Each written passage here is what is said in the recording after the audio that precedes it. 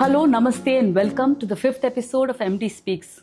This is Aruna Ravikumar, senior journalist, author, and anchor, and I will be in conversation with BARSYL MD Sunil Srivastava at his office today. We will be discussing a very important topic, thinking big, because thinking big transforms limitations into extraordinary achievements. Hi, Sunil. Hi, Aruna. So we have this very important topic that I think is useful to people all over the world in any field. So how can we think big? Thinking big, is it just a very scary concept, or is it something that requires a change of mindset? Yeah, see, thinking big, normally when you mention the word big, people look at big numbers or big size. So normally they get confused that bigness has to be quantified always. But I'm of the opinion that bigness need not be quantified. Big is something, something which you do, something different which you do, or something big things which you do, which need not be value or quantity wise large, but they create an impact, or kind of they do something which suddenly people remember after a long time. That, according to me, is big. And most of the time people tend to get sort of lost in that, or they get confused or scared with number, because the moment you tell them that we need to do something big, everybody starts looking at numbers or looking at size, and that's what puts them off. So they're not able to give their full effort into it, because they start itself with a kind of fear psychosis. So yeah, if you're looking at figures, then it becomes mind-boggling. Exactly. And especially when you don't have anything, when you're starting from scratch, and when you're competing with big players internationally, how does thinking big help you? Okay. Yeah, see, that is one thing which I think, yes, right from our initial days itself, we thought big, again, not in terms of numbers, because even today we are not big in numbers. But bigness to me, which I personified or which I wanted to also inculcate in everybody, was big is try to do something different which is not normally done for your size. That could be big. It is something like, suppose I want to set up a process. Now I can always emulate something which the so-called big corporations do, because that will make my organization bigger in that sense. So those are some of the things which we, right from the beginning, we wanted to kind of emulate, and things, look at things, how we can create something big. The whole idea for us was to create something big in terms of long lasting, or again creating an impact, not again by just value or whatever, but by being different. So that is something which we always looked at. So for example, even when we started, which I think we discussed last time also, from the very beginning we thought that yes, we should pick up things from large corporations, big corporations, what good practices, because not every good practice is kind of replicable into smaller organizations. So not necessarily in your field. Absolutely. So that's why we had to be very picky and choosy, and look at, yes, if something from big organizations I can learn and implement it in BARSYL here, which will make it bigger at some point of time. So that is something which we consciously looked at. Like I mentioned that sometime back, initially we looked at how outside external experts could help us.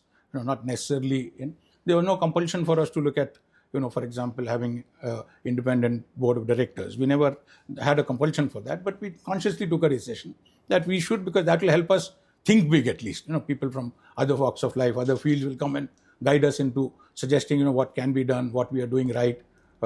Maybe ethically, corporate governance, everything would help. So these are some things which we started off with, and that gradually grow into other things. So, for example, we never were scared of looking at big projects, so-called, quantifiable big, though even if we had a small role to play there.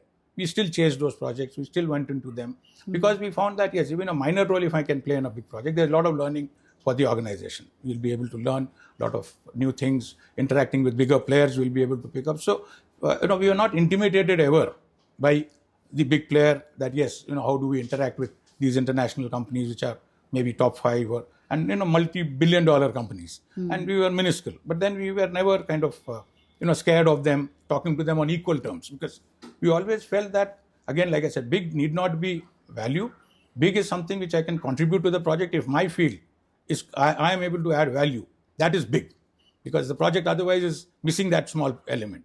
So that is how we always looked at it. But people tend to look at big in terms of numbers and where you are in the top, absolutely, in the list. So unfortunately, yes. Unfortunately, all of us are brought up in that sense that when you mention big, you need to have a picture in mind, either number-wise or size-wise or whatever it is. But that's something which even today we try to break that big need not be, those numbers or whatever. Big is, like I told you, Value. impactful. Yeah, impactful, and adding strength from whatever you're doing. So bringing that value onto the table in every project. And that is where our bigness will come from. See, we will become big, or we will become sought after when everybody realizes that missing link in that project is what we can bring in. So then the size does not matter. It's not that we need to be multi-billion-dollar or we need to have 5,000 staff or something. No, even 10 people in the organization create that impact, because that particular strength in terms of the technical skill or whatever is only available with us, or maybe we are one of the few people who can get that. So that is, to me, that is the bigness which we looked at. Right from day one, we thought that yes, that is something which we should be looking at, not chasing numbers or not chasing staff strength and things or number of offices. We should be able to look at how do I sort of make myself appear big, or the other person gives me that importance. For companies starting from scratch, you're already at some level, then you can think big. Yeah. But if you are just beginning, like you did,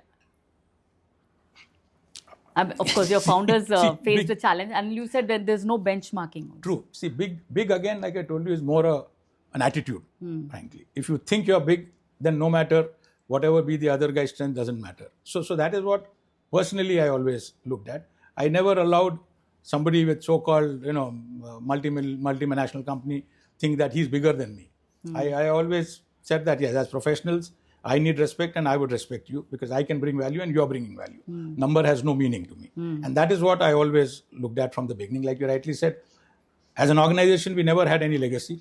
We didn't have the so-called credentials or whatever it is. But we had our internal strengths. And that is what I always projected, that this is where our bigness comes from.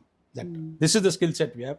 The organization having it or individuals having it, because it's a very individual kind of service, which, consulting is very manpower oriented. So that is our people finally have to deliver. So are you interested in that credential certificate, or are you interested in delivery? That is something which you need to take a call on. So it requires a different mindset, and it involves confidence. I think, not overconfidence, but yes, you should have confidence. So there are times when we have actually told our potential customers that, no, this is something which we are not prepared today. We'll come back to you when we are prepared, and which actually helped us. So that's what I'm saying. So bigness this is again, to me, is big. You need to be honest. Yes, you need to have that magnanimity and that bigness to accept your shortcomings also. So, there are times when somebody approached us and we said, no, this is too big. Today we can't handle this. When we are ready, we'll come back. And it happened that, yes, maybe a couple of years when we went back, the customers actually openly gave us business, because they realized that when we were going back to them, we had that confidence. So these are some of the things which when I say big, these are things which I think have to be continuously looked at as big things. Just to kind of give you an example. Hyderabad was planning this current metro almost about 30 years ago. It was way back in 96 or 98. Mr. N.T. Rama Rao was the chief minister. So he had advertised for a global tender to invite developers to build this particular project in Hyderabad. So again, we never got scared, because we didn't even understand what 4,000 crores then was, because that was the size of the project. So personally, I didn't even know how many zeros in 4,000 crores. But then we said, if it's happening in Hyderabad, we need to be a part of it. Now how do we make it happen? So we approached those days one of the biggest developers, which used to be GE. GE had a transportation wing, which was globally one of the largest developers of metro systems. They would take up the entire project. And we said, yes, let's talk to them. And then internally we discussed that why would somebody like GE come to us, where our overall business is not even 1 hour's turnover for them, kind of thing. But then we said, no, that is the value we bring in, because if GE has to come in here, locally, who will be? They don't understand the local situation. They don't understand the local language. And we've done enough groundwork on that project. So we'll be able to give them that value, where they can start off immediately, even from the bidding part of it. To have somebody locally. The strength, yes, the understanding. So that's when we said that, yes, let's go talk to them. So I went to England then.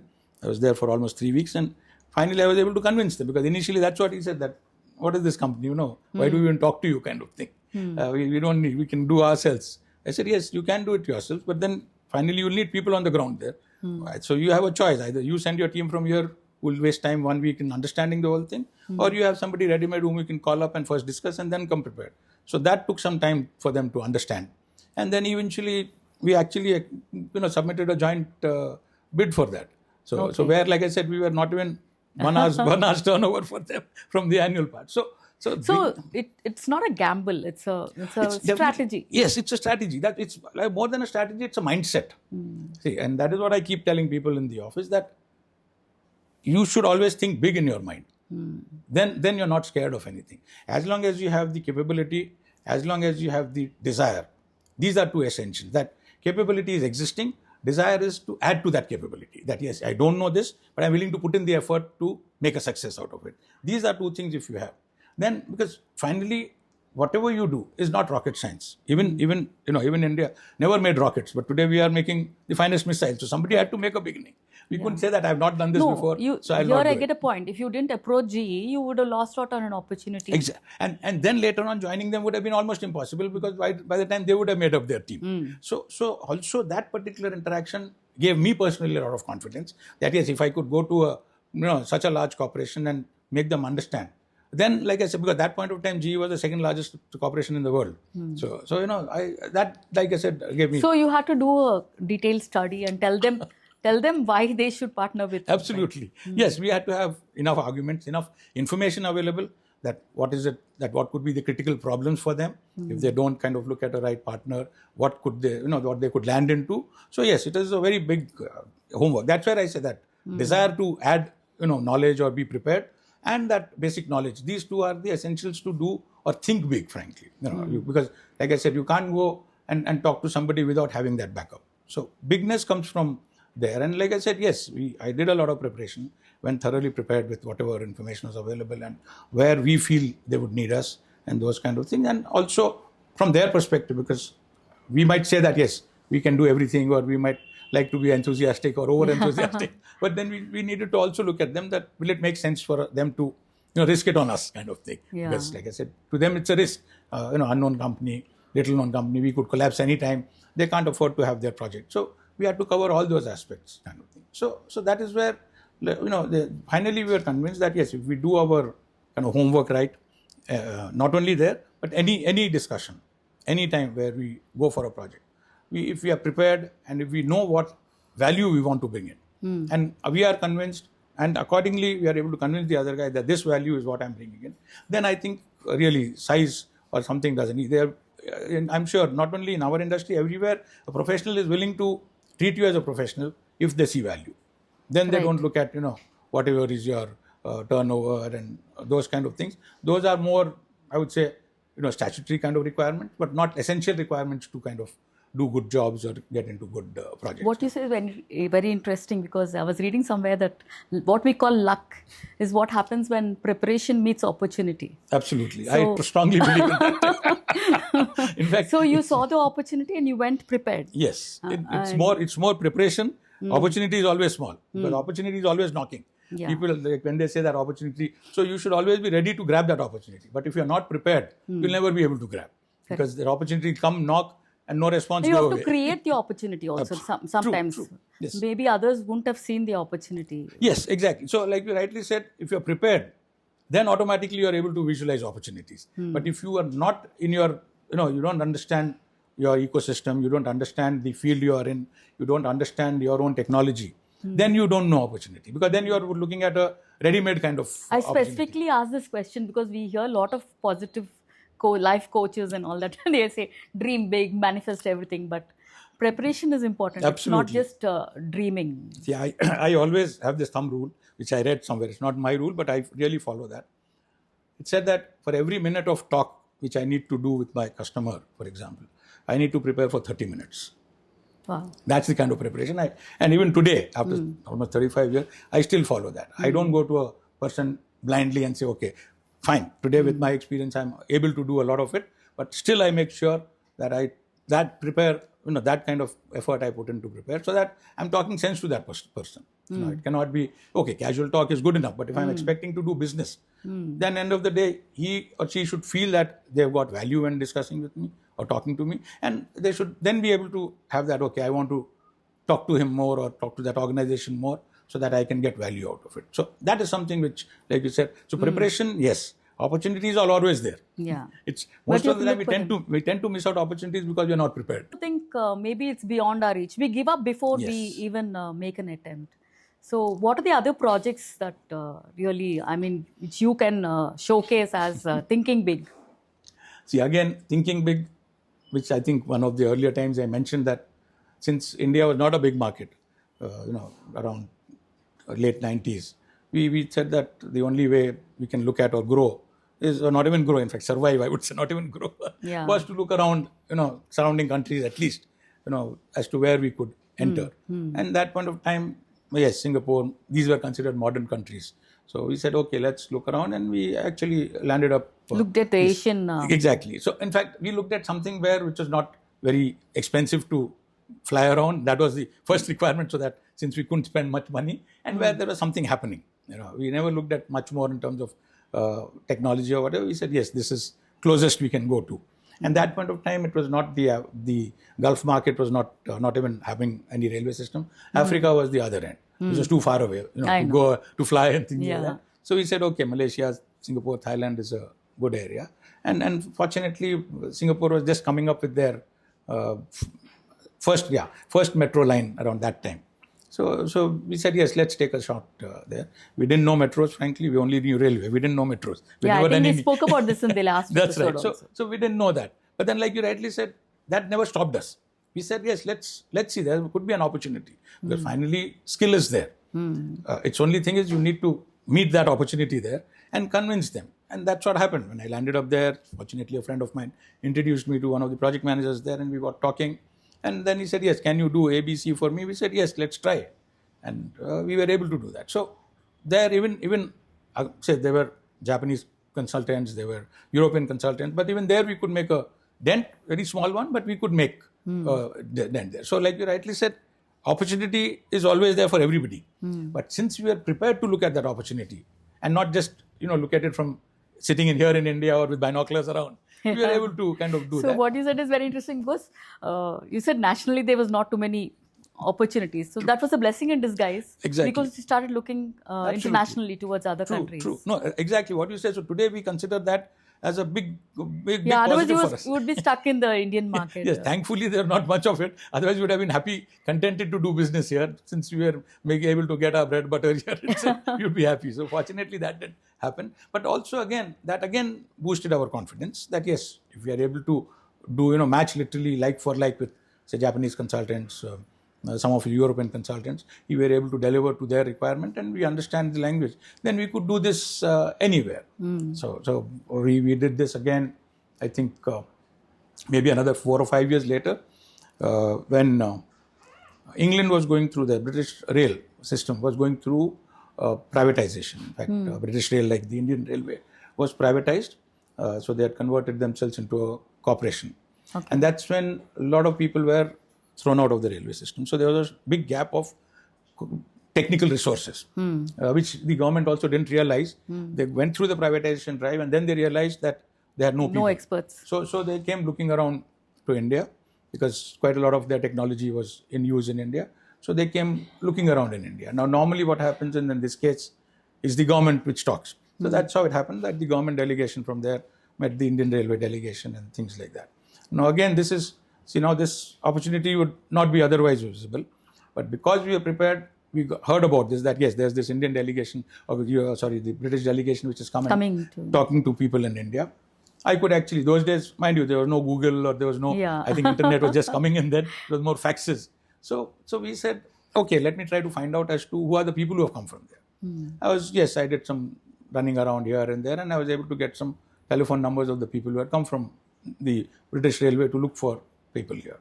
And I literally just called up one of them and said, I've heard that you're looking for things. He said, no, but we've already tied up with the Indian Railways and they are supposed to. I said, yes, but then I'm sure that would not be enough because what I understand is much more. So he said, yeah, I'm willing to look at something else. What can you do? I said, frankly, I've not done anything outside my country till now. But I understand that technology is the same. So why not? He said, yeah, that's a good idea. And he said, let me think about it.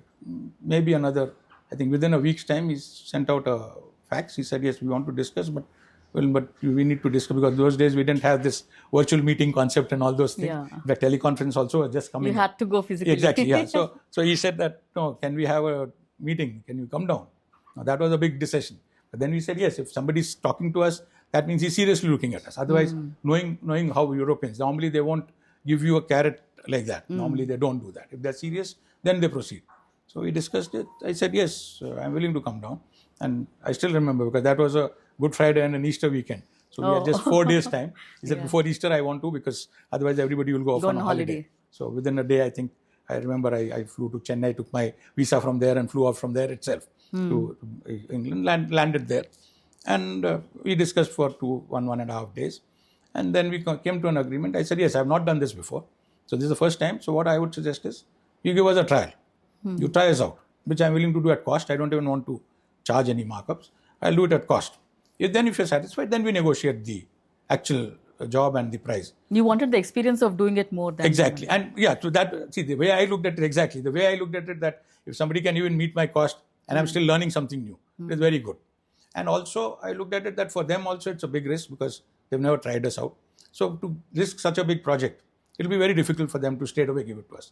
And we also frankly didn't want to, because we had not done truly British standard work.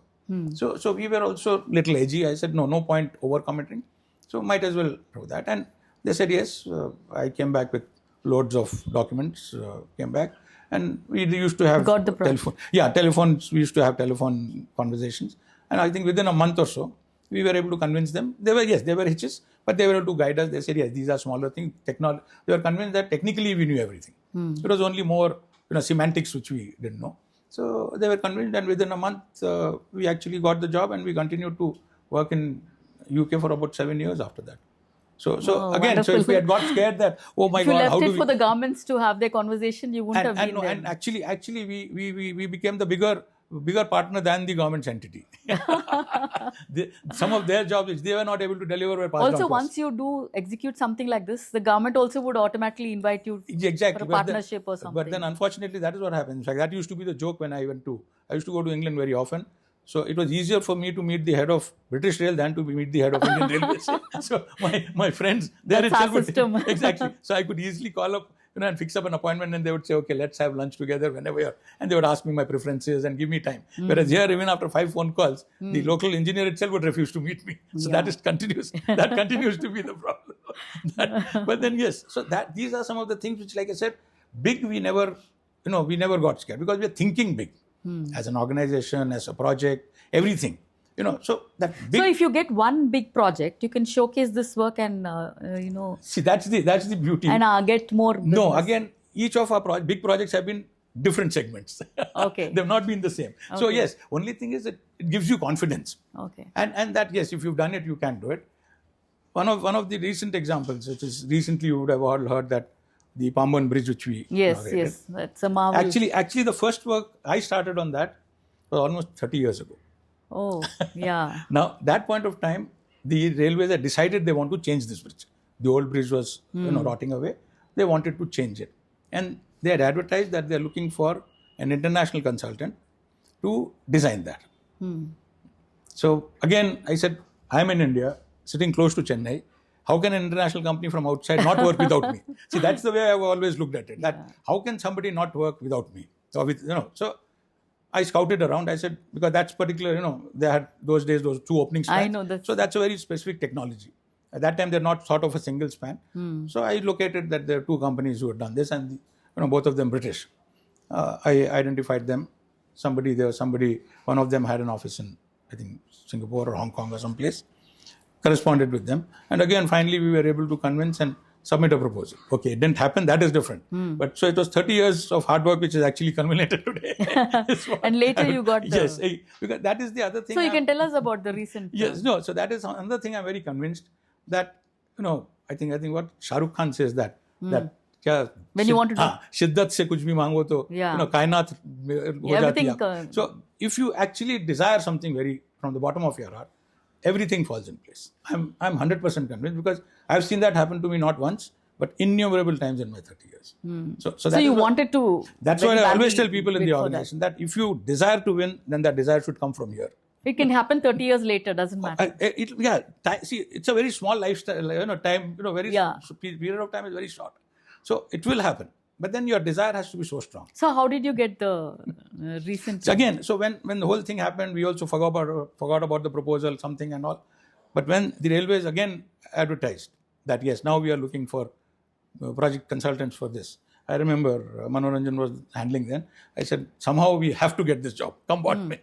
Forget the price. We need to, because this is something. So this is also different from the design has changed now. The earlier we had two spans. Now it's a single span kind of thing. That's the difference. But I said yes, we started at that point of time. So this time we just can't allow it to go. We have not done this. That is secondary. No slipping away. Yes, no slipping away. So we said we have to somehow get that. And that point of time again, a lot of people didn't realize the power of that project.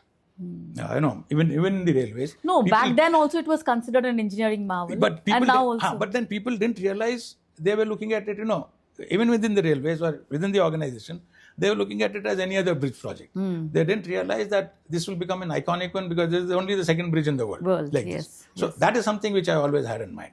That, so this is something which I always say, big is that. You need to pick up that kind of big projects. Time frame doesn't matter. Intention and hard work or the values. And spotting the opportunity. In terms of value also, this is not a very high value project for us. But the kind of benefit it gave us is, I think, unmatched.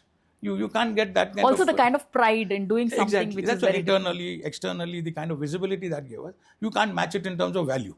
People would actually give their right arm and leg to get into that project. So, I know. So that is what I always say, that big. So the reason why I chose this particular topic to begin with is that bigness is not number. Yeah. Bigness is all here. And you needn't have a big head to think big. The smallest head is more from your heart rather than from your head. You need to be big in terms of thinking and in terms of kind of confidence. That yes, if you have the confidence and like I told you, that desire to somehow do it. Yes, I might not have all the tools with me today, but once I get it, I will. Also, it's better to try and fail than not try at all. Absolutely, because you will always feel, if only I had got this. If only I had got this. So you have no such regrets of losing any project, anything? I think I do. Yes. No, there are something that you didn't try for, maybe. No, not try. Some things which tried for and lost. More from our or own. Something that intimidated you and maybe you didn't try. I think intimidating, no, I've never been intimidated by the largest of projects also.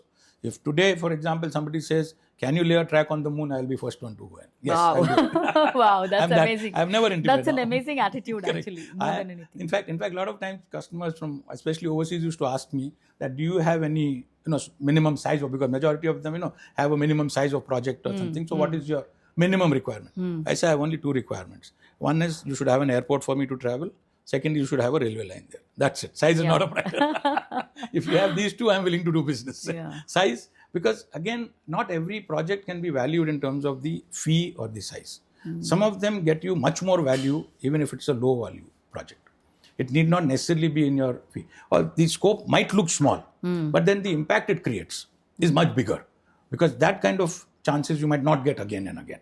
So it might be a very small, job as such, maybe just a 6-month job and looking very tiny, but the impact it will create, and the satisfaction, satisfaction and the other fallout benefits of that would be much larger. So bigness should never be seen in a sort of. So you didn't tell us about the regrets.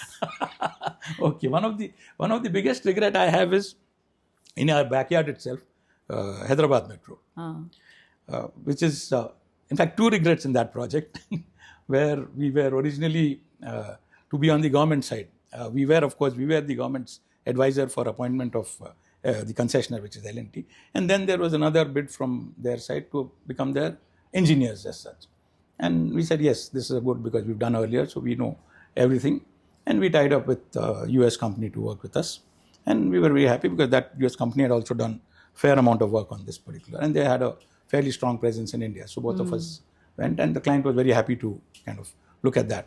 But then somehow last moment, documentation goofed up and we couldn't submit the bid on time.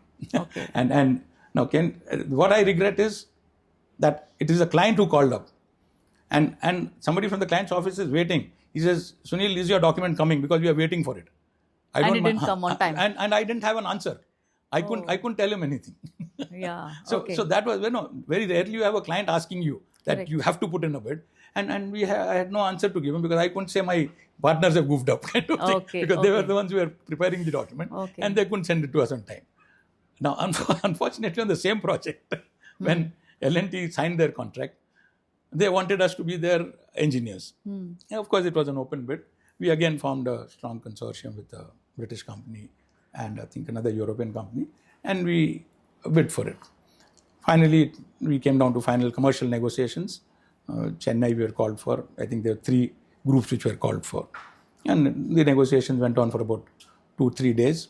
And again, the client was openly told us, or rather me, that I'm willing to give you a 10% premium over your competitor. And this is the price your competitor is quoted. You add 10% over this and I'm willing to give you. But my partners were not willing to come down to that price. That's really sad. So you can't have any more. In fact, the client even today laughs. He says, you can't have any more stupid partners than what you worked with.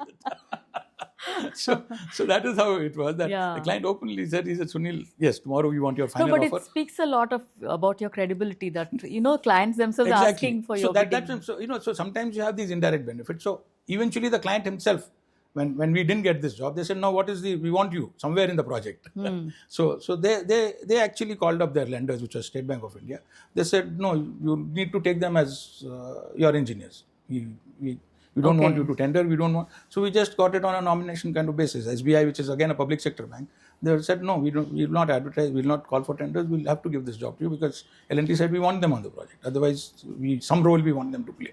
Otherwise, we'll lose out kind of thing. So that's what. So big again, like I said, this was such a big project, 12,000 crores, large 70-kilometer metro, first private project in the country. So many, but then we never allowed that to kind of. And L&T was so big. In fact, like I said, the first meeting where I had with L&T, I actually had it with their board of directors. They didn't even know that they had won this job. So I wrote to Mr. Devastali. I said, you won this job, then what do you do about it? So somebody told me that, why will Mr. Devastali look at your email? Mr. Devastali was the director of finance. He said, why will he look at your email also? I said, let's see. And then promptly, in a week's time, they said, yes, 5 hours are meeting in Chennai. Can you meet us? And we were there. So big. If they missed a point and you're pointing it out, they'll definitely. Exactly. So that's what we told them. That again, we said, we are in Hyderabad and you are a contractor. You've never done these things before. You don't know railways because you've never done a railway project before. Because failure teaches you more than success. So this is. And we heard about all your successful ventures. So what actually? Okay, this actually taught me that we can end on that note. No, never to work with Europeans.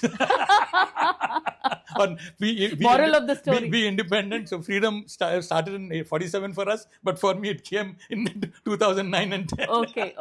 The realization that you have to get out of the slave mentality. Exactly. Yes, that be independent. Be your own master. Try to work single as far as possible. Don't depend on partners. Or even if you have a partner, you be the leader. Don't allow them to lead. That's wonderful. That's wonderful. I think what we learned today is a very important life lesson too. So think big and be confident and look out for opportunities and don't think that you're not worth it.